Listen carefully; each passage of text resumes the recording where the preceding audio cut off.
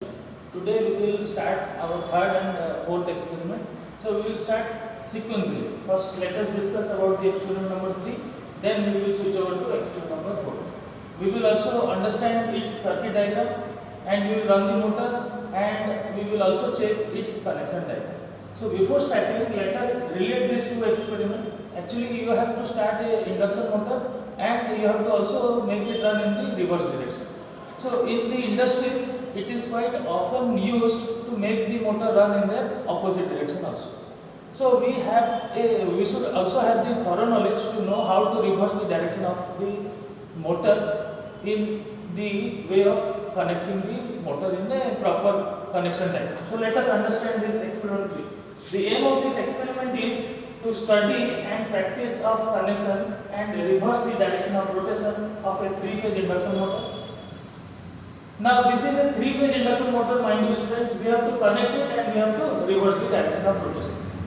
So this is the experiment number 3, this is experiment number 4. Let us first understand what is its theory and what is its aim. Its aim is to study and practice the connection and reverse the direction of rotation of a single phase induction motor.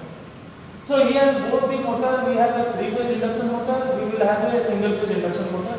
We will connect the diagram in such a way or we will make the connection in such a way so that its running direction will be reversed. Now I will start with experiment number 4 for your convenience, otherwise I could also start with number 3 also. But since this is single phase, this is 3-phase, you will be easy to understand how this 3-phase and single phase are used in the industry.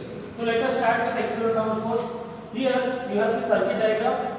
In a single phase induction motor, if we will use to supply or excite the winding, then it will never start by its own.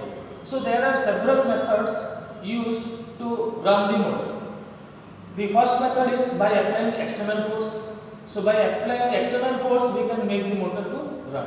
So here we cannot apply force every time we need to run the motor. So what we will do, there are different methods. So by using capacitor, here is the capacitor we used, and by use of the capacitor only we are dividing the phase. As a result, the motor starts running.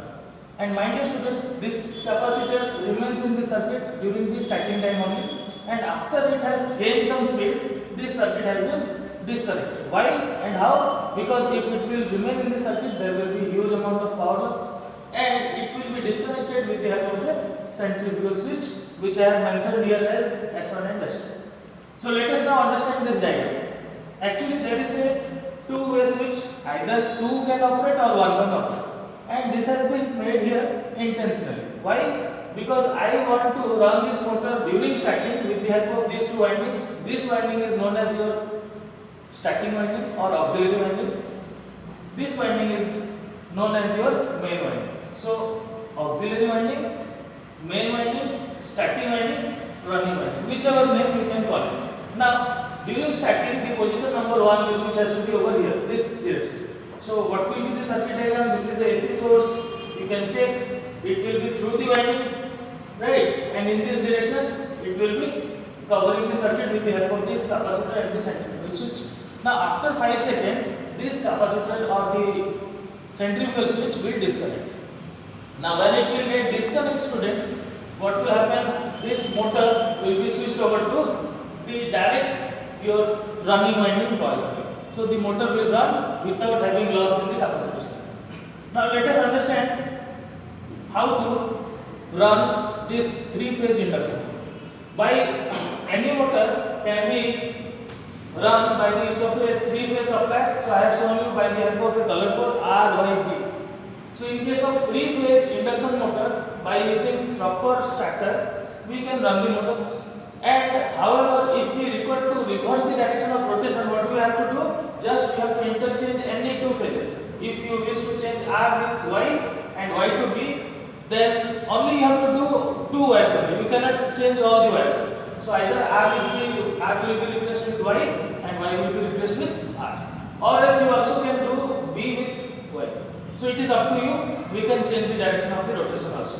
Now lastly, about this diagram, how to change the direction of rotation. Suppose this Z1 and Z2, if the direction of current of Z1 and Z2 is this way, the direction of current I am talking about, if by any means I will change the direction to upward, then the rotation will be changed. Now let us see with the help of the running the motor. Okay. Now we will first run this 3-phase motor. This is a induction motor, this is the MCB. Let us first keep it in the off condition. And my dear students, the connection is Y. This is mentioned as R, but I have connected this yellow line to over here. So I am calling it as Y, R and green or blue. So let us run it and observe the rotation by the help of these strings. I have applied it because so that you can understand where it is rotated. So I have switched on the MCB and I am now rotating. Please observe this one. It is moving in clockwise or anti-clockwise. As you can see, it is running in anti-clockwise direction from this side. So it will be the reference. You can check it out once more. So this is clearly in anti-clockwise direction. Now, what we have to do? We have to switch off the MCB. Now we will change the supply. We will change just R and Y as I told you in the theory. So I am changing it exactly. You have to be very careful while operating the MCB. Otherwise, you can be electrocuted. So you have to be very much careful and switch off the MCB. Now the connection has been reversed. Now students, as you can easily see, this red is now restored to its original position, Y is also has been restored. Now let us run this motor. Earlier it was rotating in anti-clockwise direction. I have just changed the sequence of the phases now. Now what is happening? Let us see. It is rotating in clockwise direction. I will also show you after it gets a little slower. I think it is very much clear that the motor is now gaining speed in the reverse direction. Now let us consider for your single phase induction motors. Now students, this is the single phase induction motor. I will first run this motor with the help of this threads only, with the help of this marker.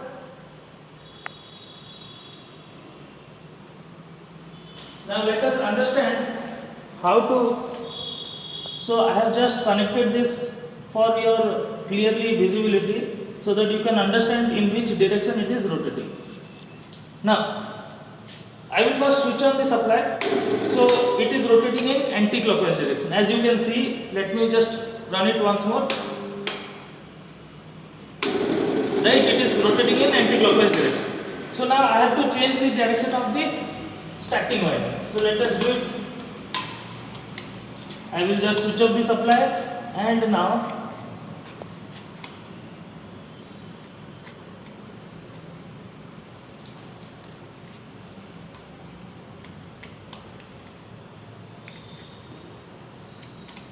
I have reversed the direction of the current. Let us now consider this direction of rotation.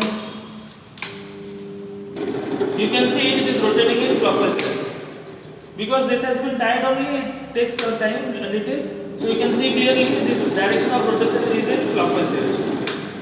So this is all about your experiment. The important thing is the rotation. We have to change the sequence of the line so that its direction of rotation can be changed. Thank you students.